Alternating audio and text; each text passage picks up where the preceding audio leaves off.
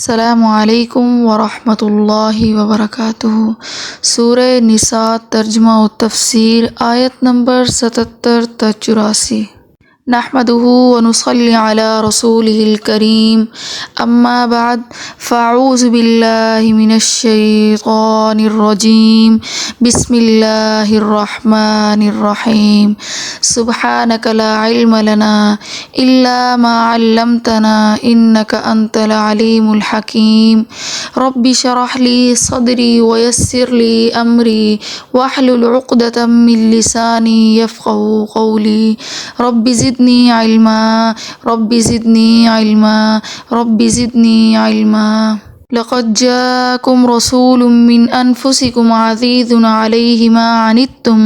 حريص عليكم بالمؤمنين رؤوف رحيم، فإن تولوا فقل حسبي الله لا إله إلا هو عليه توكلت وهو رب العرش العظيم۔ ألم تر إلى الذين قيل لهم كفوا أيديكم وأقيموا الصلاة وآتوا الزكاة فلما كتب عليهم القتال إذا فريق منهم يخشون الناس كخشية الله أو أشد خشية وقالوا ربنا لم كتبت علينا القتال لولا أخرتنا إلى أجل قريب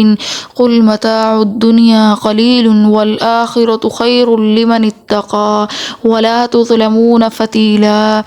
أينما تكونوا يدرككم الموت ولو كنتم في بروج مشيدة وإن تصبهم حسنة يقولوا هذه من عند الله وإن تصبهم سيئة يقولوا هذه من عندك قل كل من عند الله فما لهؤلاء القوم لا يكادون يفقهون حديثا ما أصابك من حسنة فمن الله وما أصابك من سيئة فمن نفسك وأرسلناك للناس رسولا وكفى بالله شهيدا۔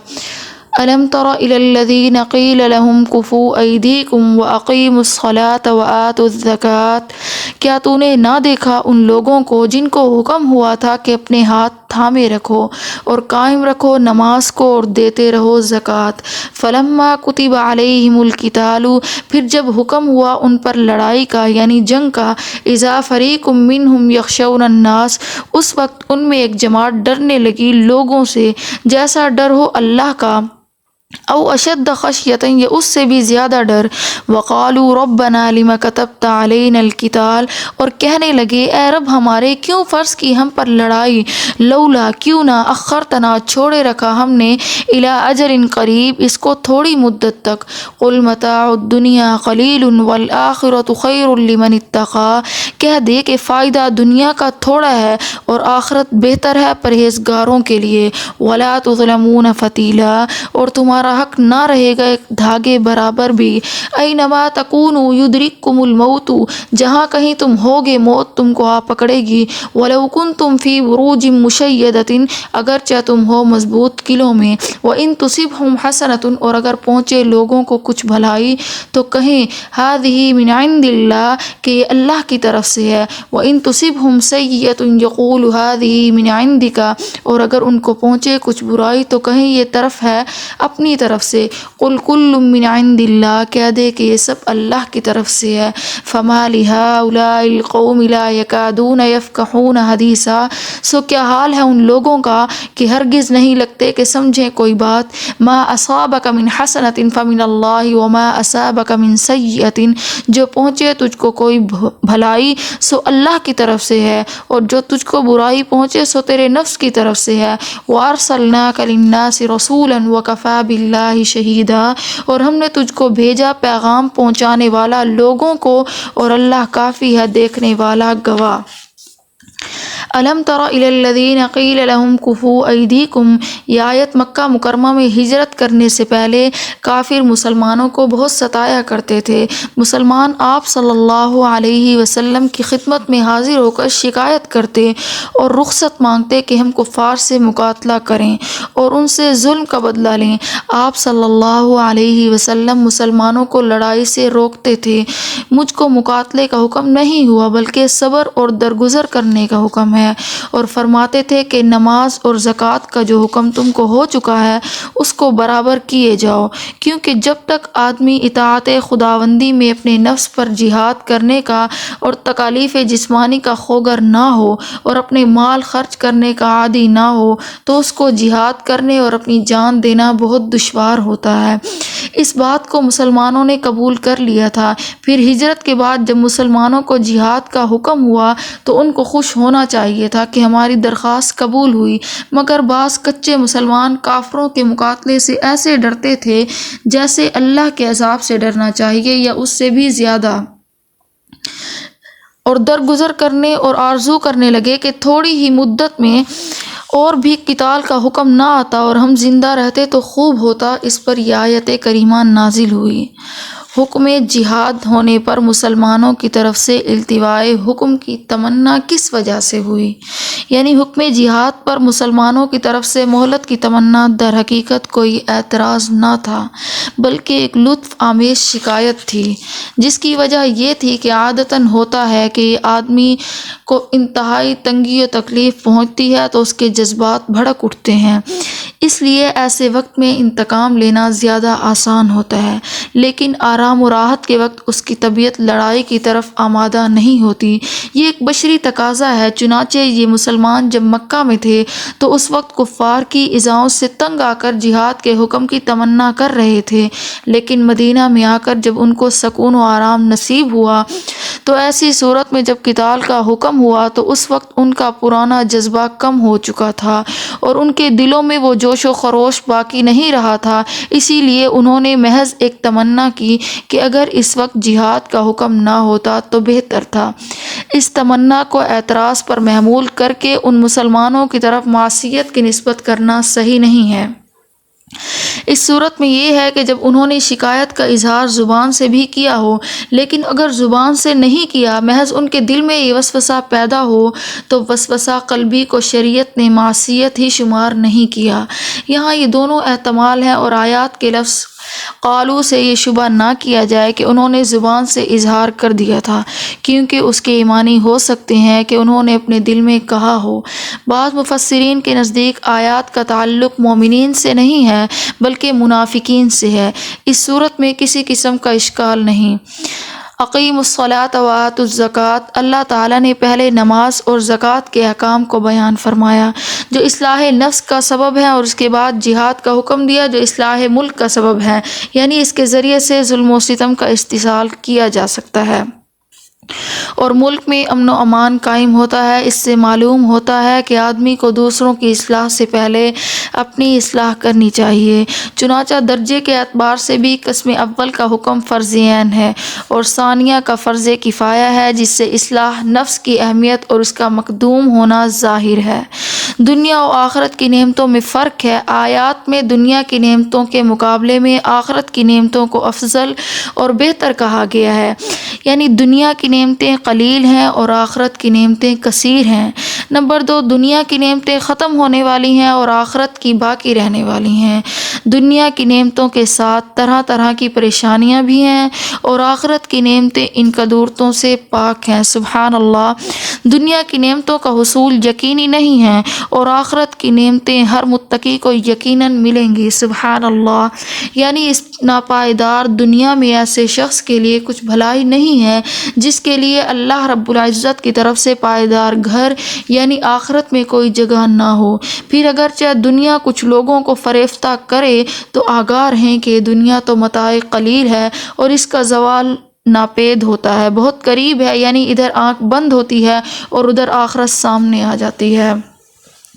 اینما تکونوا یدرککم الموت۔ اللہ رب العزت نے اس آیت سے جہاد کو روکنے والوں کے اس شبے کا ازالہ کر دیا کہ شاید جہاد سے جان بچا کر موت سے بھی بچ سکتے ہیں۔ اس لیے فرمایا کہ موت ایک دن آ کر رہے گی، خواہ تم جہاں کہیں بھی ہو وہیں موت آئے گی۔ جب یہ بات آئی ہے تو تمہارا جہاد سے منہ پھیرنا بیکار ہے۔ حافظ ابن کثیر رحمۃ اللہ علیہ نے اس میں ایک عبارت کا واقعہ اس طرح بیان فرمایا ہے کہ پہلی امتوں میں ایک عورت تھی، اس کو جب وضع حمل کا وقت شروع ہوا اور تھوڑی دیر کے بعد بچہ پیدا ہوا تو اس نے اپنے ملازم کو آگ لینے کے لیے بھیجا۔ وہ دروازے سے نکل ہی رہا تھا کہ اچانک ایک آدمی ظاہر ہوا اور اس نے پوچھا کہ یہ عورت ہے، اس نے کیا جنا ہے؟ ملازم نے جواب دیا کہ ایک لڑکی ہے۔ تو اس آدمی نے کہا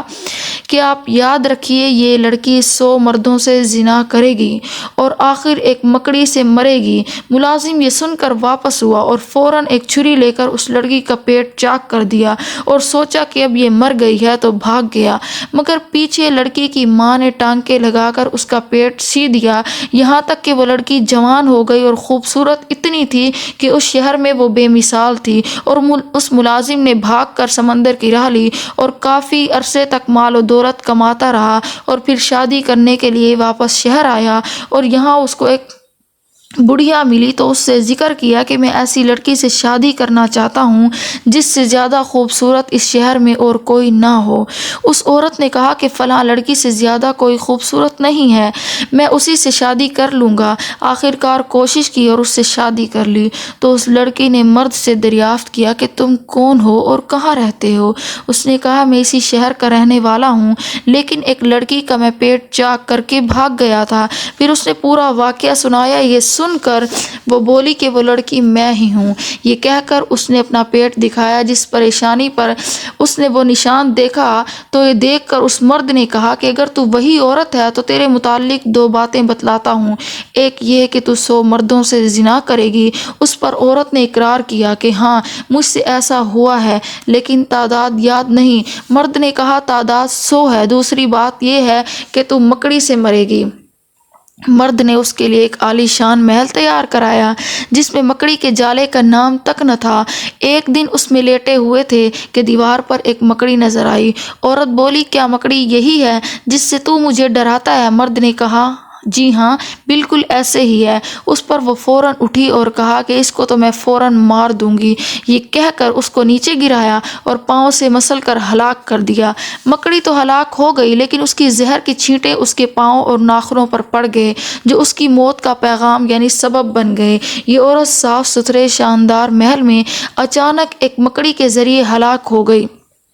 اس کے بالمقابل کتنے ایسے آدمی ہیں کہ عمر بھر جنگوں اور معرکوں میں گزار دی، وہاں موت نہ آئی۔ سبحان اللہ۔ حضرت خالد بن ولید رضی اللہ تعالی عنہ جو اسلام کے سپاہی اور جرنیل معروف و مشہور ہیں اور سیف اللہ ان کا لقب ہے، پوری عمر شہادت کی تمنا میں جہاد میں مصروف رہے اور ہزاروں کافروں کو خطرناک طریقے سے قتل کر دیا۔ ہر خطرے کی وادی کو بے خوف و خطر عبور کیا اور ہمیشہ یہی دعا کرتے تھے کہ میری موت عورتوں کی طرح چارپائی پر نہ ہو بلکہ ایک نڈر سپاہی کی طرح میدان جہاد میں ہو، لیکن آخر کار ان کی موت بستر پر ہی ہوئی۔ اس سے معلوم ہوا کہ زندگی اور موت کا نظام اللہ رب العزت نے اپنے ہی ہاتھ میں رکھا ہوا ہے۔ جب وہ چاہے تو آرام کے بستر پر ایک مکڑی کے جالے سے کسی کو زندہ رکھے تو زندہ رکھ دے اور بچانا چاہے تو بچا سکتا ہے اور چاہے تو تلواروں کی چھاؤں میں بچا لے۔ وَلَوْ كُنْتُمْ فِي بُرُوجٍ مُشَيَّدَةٍ، اس آیت میں فرمایا گیا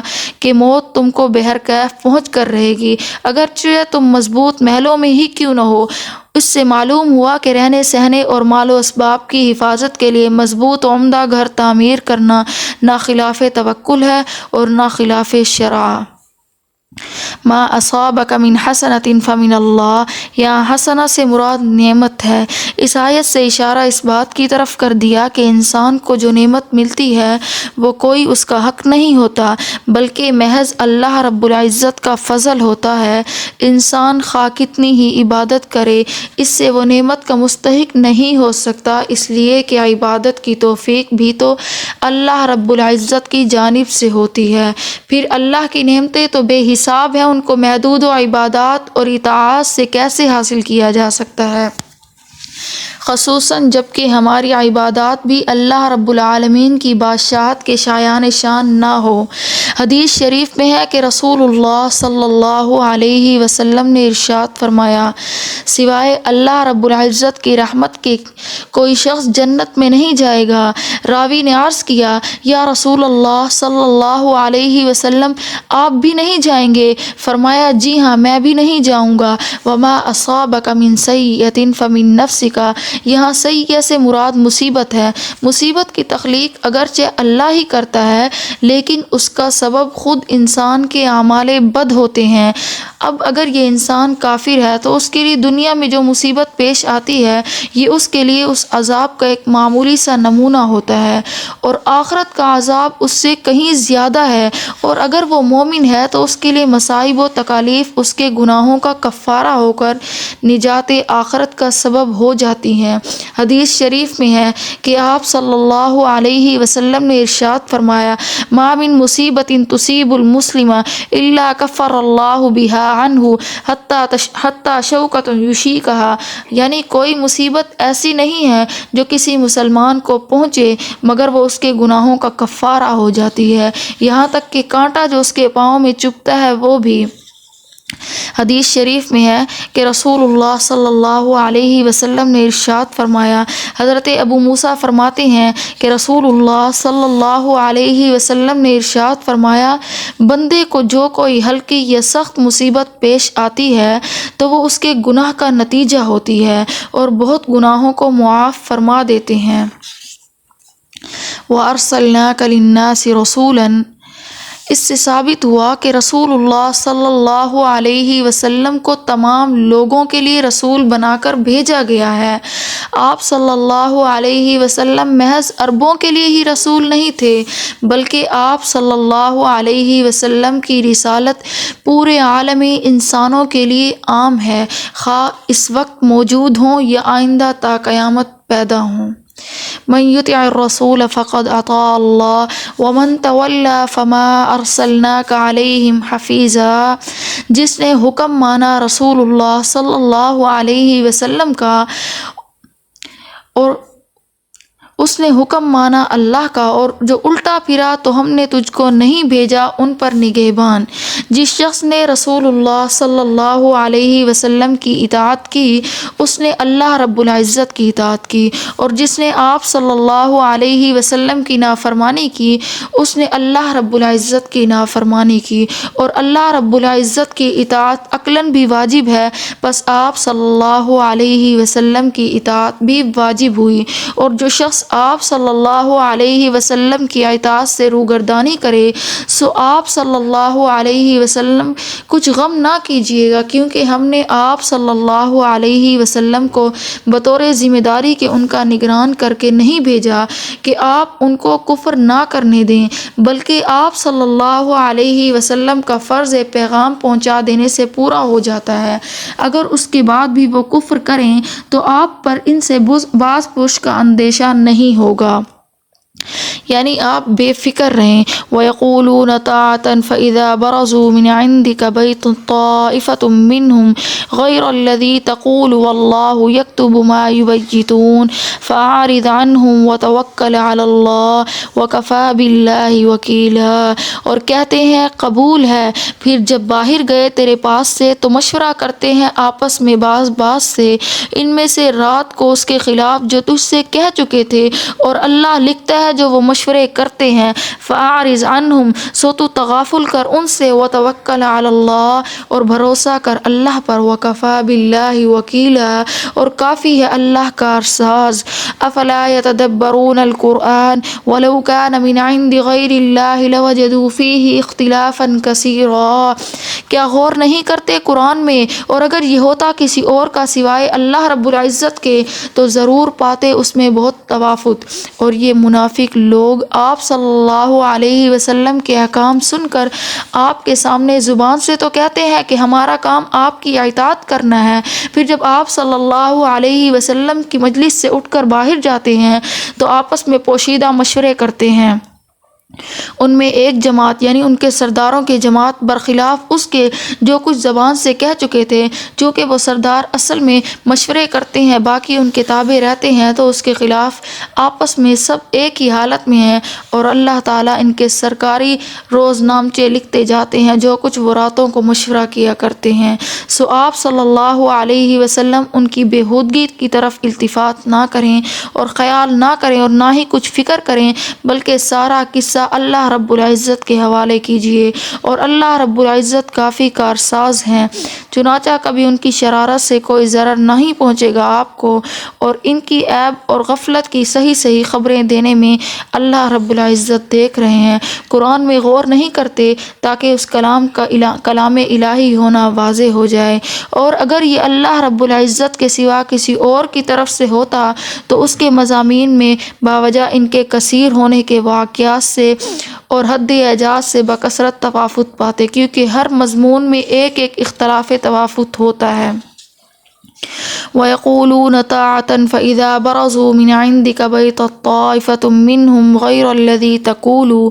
اس آیت میں ان لوگوں کی مذمت کی گئی ہے جو دو رخی پالیسی رکھتے ہیں، زبان سے کچھ کہتے ہیں، دل میں کچھ ہوتا ہے۔ اس کے بعد ایسے لوگوں کے بارے میں رسول اللہ صلی اللہ علیہ وسلم کے طرز عمل کے متعلق ایک خاص ہدایت ہے۔ فَأَعْرِضْ عَنْهُمْ وَتَوَكَّلْ عَلَى اللَّهِ وَكَفَى بِاللَّهِ وَكِيلًا۔ جب منافقین آپ صلی اللہ علیہ وسلم کے سامنے آتے تو کہتے کہ ہم نے آپ صلی اللہ علیہ وسلم کا حکم قبول کیا، اور جب واپس جاتے تو آپ صلی اللہ علیہ وسلم کی نافرمانی کرنے کے لیے مشورے کرتے۔ اس سے رسول اللہ صلی اللہ علیہ وسلم کو سخت کوفت ہوتی۔ اس پر اللہ رب العزت نے آپ صلی اللہ علیہ وسلم کو ہدایت دی کہ ان کی پرواہ نہ کیجیے، آپ کا ساتھ آپ کا رب ہے، آپ اپنے رب پر بھروسہ کرتے رہیں، کیونکہ آپ صلی اللہ علیہ وسلم کے لیے آپ کا رب کافی ہے۔ اس سے معلوم ہوا کہ جو شخص لوگوں کا پیشوا اور رہنما ہوا ہے اسے طرح طرح کی دشواریوں سے درگزر ہونا پڑتا ہے، گزرنا پڑتا ہے۔ ایسے حالاتوں سے لوگ ان پر طرح طرح کی باتیں کرتے ہیں، لوگ طرح طرح کے الٹے سیدھے الزامات اس کے سر ڈالیں گے، دوستی کے روپ میں دشمن بھی ہوں گے۔ ان سب چیزوں کے باوجود اس رہنما کو عزم و استقلال کے ساتھ اللہ کے بھروسے پر اپنے کام سے لگن ہونی چاہیے۔ اگر اس کا رخ اور نصب العین صحیح ہوگا تو انشاءاللہ ضرور کامیاب ہوگا۔ افلا یتدبرون القرآن۔ اس آیت سے اللہ رب العزت قرآن میں غور و فکر کرنے کی دعوت دیتے ہیں۔ اس میں چند چیزیں قابل غور ہیں۔ ایک یہ کہ اللہ رب العزت نے قرآن کریم میں ارشاد فرمایا افلا یتدبرون القرآن فرمایا، افلا یقرؤون نہیں فرمایا۔ اس سے بظاہر ایک لطیف اشارہ اس بات کی طرف معلوم ہوتا ہے، اس آیت سے یہ بات سمجھائی جا رہی ہے کہ وہ اگر گہری نظر سے قرآن کو دیکھیں تو ان کو اس کے معنی و مضامین میں کوئی اختلاف نظر نہیں آئے گا، اور یہ مفہوم تدبر کے عنوان سے ہی ادا ہو سکتا ہے۔ صرف تلاوت اور قرات جس میں تدبر اور غور و فکر نہ ہو، اس سے بہت سے اختلافات نظر آنے لگتے ہیں جو حقیقت کے خلاف ہے۔ دوسری بات اس آیت سے معلوم ہوئی کہ قرآن کا مطالبہ ہے کہ ہر انسان اس کے مطالب میں غور کرے، لہٰذا یہ سمجھنا قرآن میں تدبر کرنا صرف اماموں اور مجتہدوں ہی کے لیے صحیح نہیں ہے، بلکہ تدبر اور تفکر کے درجات علم و فہم کے درجات کی طرح مختلف ہوں گے۔ ائمہ مجتہدین کا تفکر ایک ایک آیت سے ہزاروں مسائل نکالے ہیں، علماء کا تفکر ان مسائل کے سمجھنے تک پہنچیں گے۔ عوام اگر قرآن کا ترجمہ اور تفسیر اپنی زبان میں پڑھ کر تدبر کریں تو اس سے اللہ رب العزت کی عظمت و محبت اور آخرت کی فکر پیدا ہوگی، جو کلیدی کامیابی ہے۔ البتہ عوام کے لیے غلط فہمی اور مغالطوں سے بچنے کے لیے بہتر یہی ہے کہ کسی عالم سے قرآن کو سب کن پڑھیں، یہ نہ ہو سکے تو کوئی مستند و معتبر تفسیر کا مطالعہ کریں، اور جہاں کوئی شبہ پیش آئے اپنی رائے سے فیصلہ نہ کریں اور ماہر علماء سے رجوع کریں۔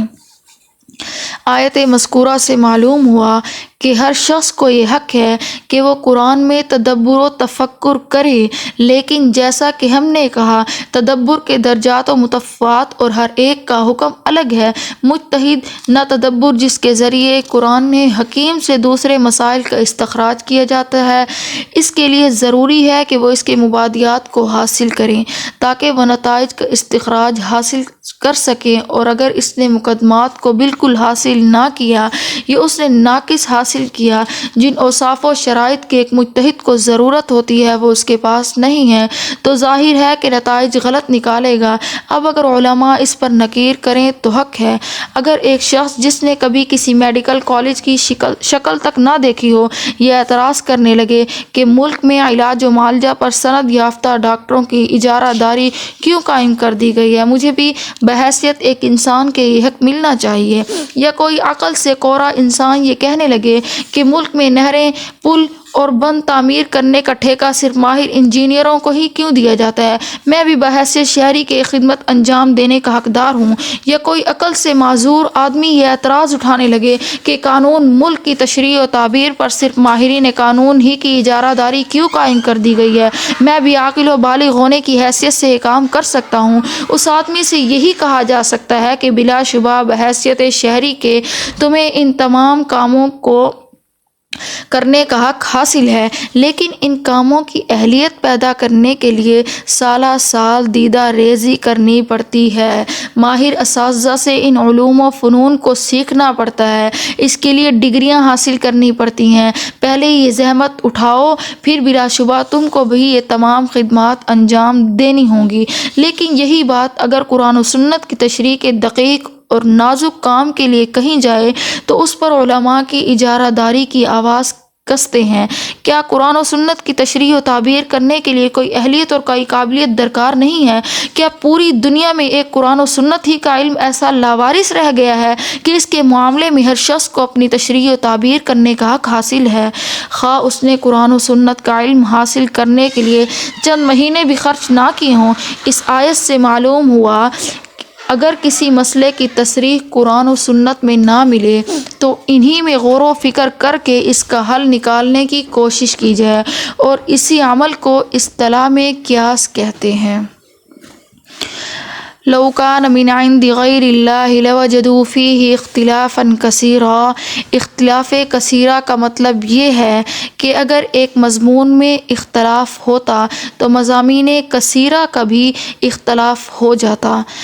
لیکن یہاں کسی ایک مضمون میں بھی اختلاف نہیں، لہٰذا یہ اللہ رب العزت کا کلام ہے، بشر کے کلام میں یہ یکسانیت کہاں، نہ کسی جگہ فصاحت و بلاغت میں کمی، نہ توحید و کفر اور حلال و حرام کے بیان میں تناقض اور تفاوت، پھر غیب کی اطلاعات میں بھی نہ کوئی خبر ایسی ہے جو دھاکے کے مطابق نہ ہو، نہ نظم قرآن میں کہیں یہ فرق کہ بعض فصیح ہو اور بعض رقیق، ہر بشر کی تقریر و تحریر پر ماحول کا اثر ہوتا ہے، اطمینان کے وقت کلام اور طرح کا وقت ہوتا ہے، پریشانی کے وقت دوسری طرح کا ہے، مسرت کے وقت اور رنگ ہوتا ہے اور رنج کے وقت دوسرا ہوتا ہے، لیکن قرآن ہر قسم کے تفاوت اور تناقض سے پاک ہے اور بالا تر ہے، اور یہی کلام الہی ہونے کی واضح دلیل ہے۔ وَإِذَا جَاءَهُمْ أَمْرٌ مِّنَ الْأَمْنِ أَوِ الْخَوْفِ أَذَاعُوا بِهِ وَلَوْ رُدُّوهُ إِلَى الرَّسُولِ وَإِلَى أُولِي الْأَمْرِ مِنْهُمْ لَعَلِمَهُ الَّذِينَ يَسْتَنبِطُونَهُ مِنْهُمْ وَلَوْلَا فَضْلُ اللَّهِ عَلَيْكُمْ وَرَحْمَتُهُ لَاتَّبَعْتُمُ الشَّيْطَانَ إِلَّا قَلِيلًا۔ وَإِذَا جَاءَهُمْ، اور جب ان کے پاس پہنچتی ہے کوئی خبر امن کی یا ڈر کی تو اس کو مشہور کر دیتے ہیں، اور اگر اس کو پہنچا دیتے رسول تک اور اپنے حاکموں تک تو تحقیق کرتے اس کو جو ان میں تحقیق کرنے والے ہیں اس کی، اور اگر نہ ہوتا اللہ رب العزت کا فضل علیکم ورحمتہ لاتبعتم، تم پر اور اس کی مہربانی، تو البتہ تم پیچھے ہو لیتے شیطان کے مگر تھوڑے، الا قلیلا مگر تھوڑے۔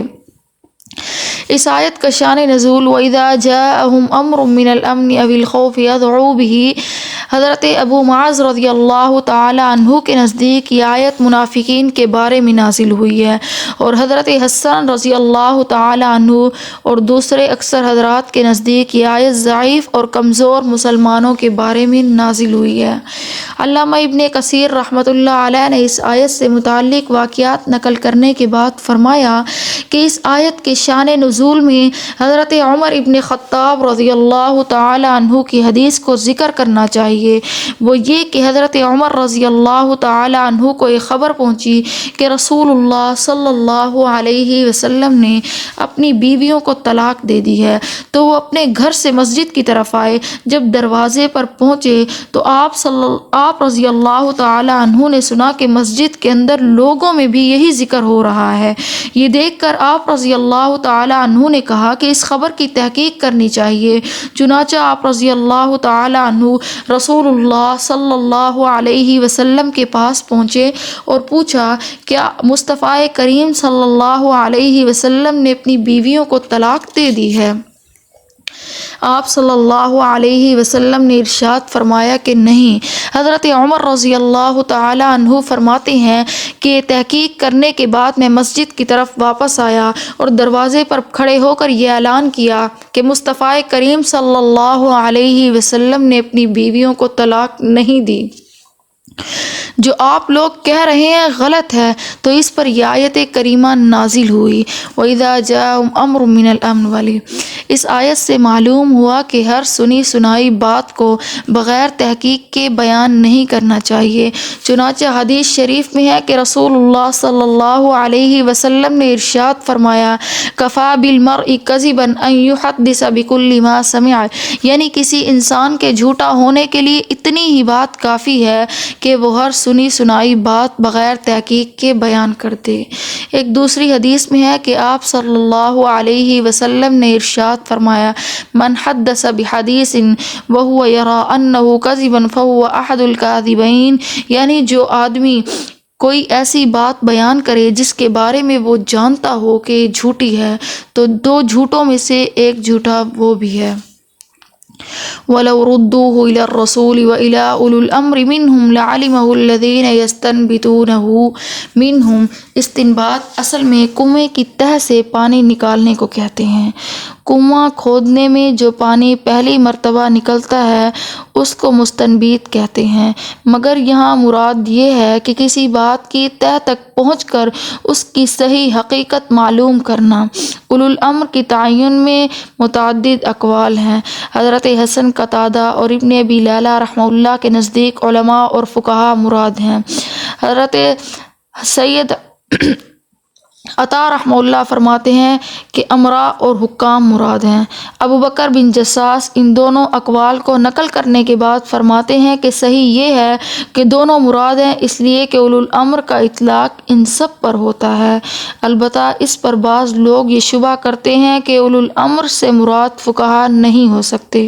کیونکہ اولو الامر اپنے لفظی معنی کے اعتبار سے وہ لوگ ہیں جن کا حکم چلتا ہو، اور ظاہر ہے کہ فقہا کا یہ کام نہیں۔ حقیقت یہ ہے کہ حکم چلنے کی دو صورتیں ہیں، ایک جبر و تشدد سے، وہ تو صرف اہل حکومت ہی کر سکتے ہیں، دوسری صورت اعتقاد و اعتماد کی وجہ سے حکم ماننے کی ہے، وہ حضرات فقہا کو ہی حاصل ہے، جس کا مشاہدہ عام مسلمانوں کے حالات سے ہر دور میں ہوتا رہا ہے کہ دین کے معاملات میں عام مسلمان اپنے اختیار سے علماء ہی کے حکم کو واجب العمل قرار دیتے ہیں، اور ازروئے شرع ان پر ان کے احکام کی اطاعت واجب بھی ہے، لہٰذا اس وجہ سے ان پر بھی اولو الامر کا اطلاق صحیح ہے۔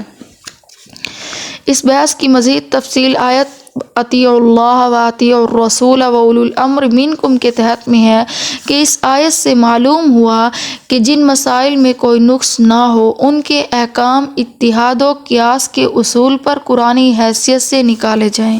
کیونکہ اس آیت میں اس بات کا حکم دیا گیا کہ مسائل جدیدہ کے حل میں اگر مصطفیٰ کریم صلی اللہ علیہ وسلم موجود ہیں تو ان کی جانب رجوع کرو، اگر وہ موجود نہ ہوں تو علماء اور فقہا کی طرف رجوع کرو، کیونکہ وہ احکام کو مستنبط کرنے کی صلاحیت تامہ رکھتے ہیں۔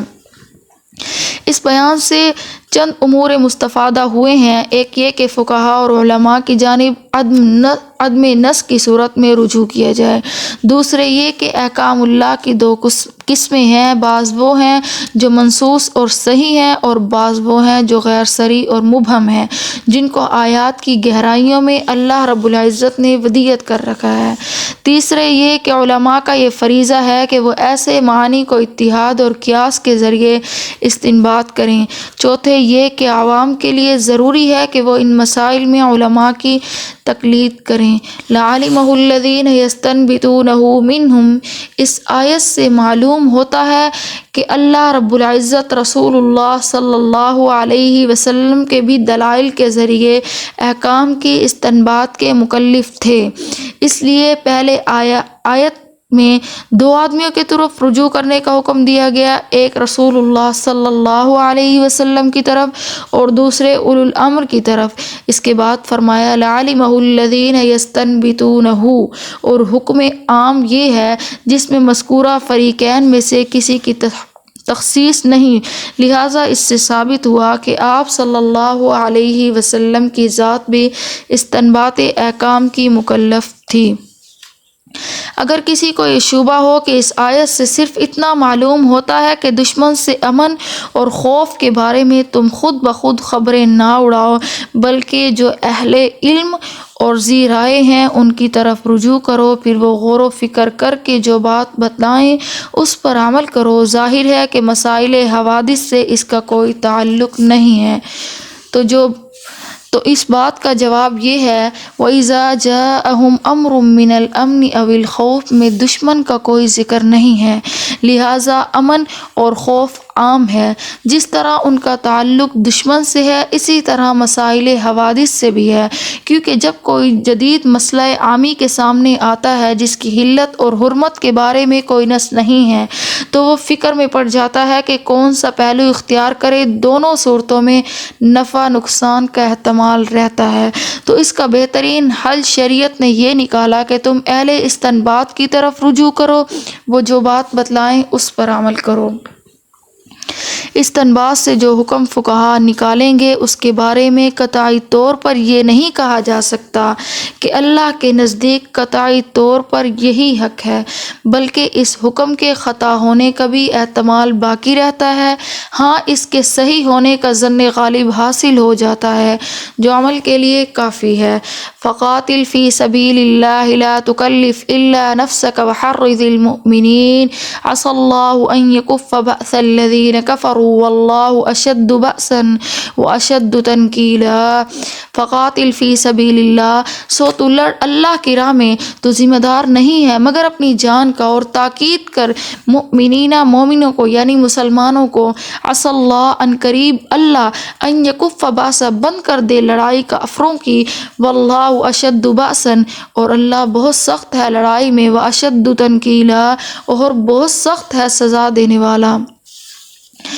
یہ آیت اس وقت نازل ہوئی جب جہاد کی ضرورت معلوم ہوئی، پس آپ صلی اللہ علیہ وسلم اللہ کی راہ میں کفار سے قتال کیجیے، اور اگر فرضاً کوئی آپ صلی اللہ علیہ وسلم کے ساتھ نہ ہو تو کچھ فکر نہ کیجیے، کیونکہ آپ صلی اللہ علیہ وسلم کے ساتھ مسلمان ہیں، اور آپ صلی اللہ علیہ وسلم غمگین نہ ہوں کافروں سے، کیونکہ آپ کے ساتھ آپ کا رب ہے۔ جب غزوہ احد شوال میں ہوا تو رسول اللہ صلی اللہ علیہ وسلم نے ذی القعدہ میں کفار کے وعدے کے موافق بدر میں مقابلے کے لیے جانا چاہا، جس کو مورخین بدر صغریٰ کے نام سے تعبیر کرتے ہیں۔ اس وقت بعض لوگوں نے تازہ زخمی ہونے کی وجہ سے اور بعضوں نے افواہوں کی خبروں کی وجہ سے جانے میں کچھ تامل کیا، تو اس پر اللہ رب العزت نے یہ آیت نازل فرمائی جس میں رسول اللہ صلی اللہ علیہ وسلم کو یہ ہدایت کی گئی کہ اگرچہ یہ کچے مسلمان لڑائی سے ڈرتے ہیں تو اے مصطفیٰ کریم صلی اللہ علیہ وسلم تم تنہا اپنی ذات سے جہاد کرنے میں توقف مت کرو، اللہ رب العزت تمہارا مددگار ہے۔ اس ہدایت کو پاتے ہی آپ صلی اللہ علیہ وسلم 70 ہمراہیوں کے ساتھ بدر صغریٰ کو تشریف لے گئے، جس کا وعدہ ابو سفیان کے ساتھ غزوہ احد کے بعد ہوا تھا۔ اللہ رب العزت نے ابو سفیان اور کفار قریش کے دل میں رعب اور خوف ڈال دیا اور کوئی مقابلے میں نہ آیا اور وہ اپنے وعدے سے جھوٹے ہوئے۔ اللہ رب العزت نے اپنے ارشاد کے موافق کافروں کی لڑائی کو بند کر دیا اور مصطفیٰ کریم صلی اللہ علیہ وسلم اپنے ساتھیوں سمیت سلامتی کے ساتھ واپس تشریف لے آئے۔ سبحان اللہ۔ فقاتل فی سبیل اللہ، اس آیت کے پہلے جملے میں تو رسول اللہ صلی اللہ علیہ وسلم کو یہ حکم دیا گیا کہ آپ تنہا جہاد و قتال کے لیے تیار ہو جائیے، کوئی دوسرا آپ صلی اللہ علیہ وسلم کے ساتھ جانے کے لیے تیار ہو یا نہ ہو، مگر ساتھ ہی دوسرے جملے میں یہ بھی ارشاد فرما دیا کہ دوسرے مسلمانوں کو جہاد کی ترغیب دینے کا کام بھی چھوڑ دیں، نہیں ترغیب کے بعد بھی وہ تیار نہ ہوں تو آپ صلی اللہ علیہ وسلم اپنا فرض ادا کر چکے، ان کے فعل کی آپ صلی اللہ علیہ وسلم سے باز پرس نہ ہوگی۔ اسی کے ساتھ تنہا جنگ کرنے میں جو خطرہ ہو سکتا تھا اس کے ازالے کے لیے فرمایا کہ اس کی امید ہے کہ اللہ رب العزت کافروں کی جنگ کو روک دے اور ان کو مرعوب و مغلوب کر دے اور آپ صلی اللہ علیہ وسلم کو تنہا ہی کامیاب کر دے۔ سبحان اللہ۔ پھر اس کے بعد اس کامیاب ہونے پر دلیل بیان فرمائی کہ جب اللہ رب العزت کی مدد آپ صلی اللہ علیہ وسلم کے ساتھ ہے، جس کی قوت جنگ اور زور جنگ ان کافروں سے بدرجہ زیادہ ہے، تو پھر کامیابی بھی یقیناً آپ صلی اللہ علیہ وسلم ہی کی ہے۔ پھر اسی شدت باس کے ساتھ اپنی سزا کی شدت بھی بیان فرمائی۔ یہ سزا خواہ قیامت میں ہو جیسا کہ ظاہر ہے یا دنیا میں ہو جیسا کہ بعض نے کہا، بہرحال جس طرح جنگ کرنے میں ہماری قوت طاقت بڑھتی ہوئی ہے، اسی طرح سزا دینے میں بھی ہماری سزا بہت سخت ہے۔ سبحان اللہ۔ وآخر دعوانا ان الحمد للہ رب العالمین۔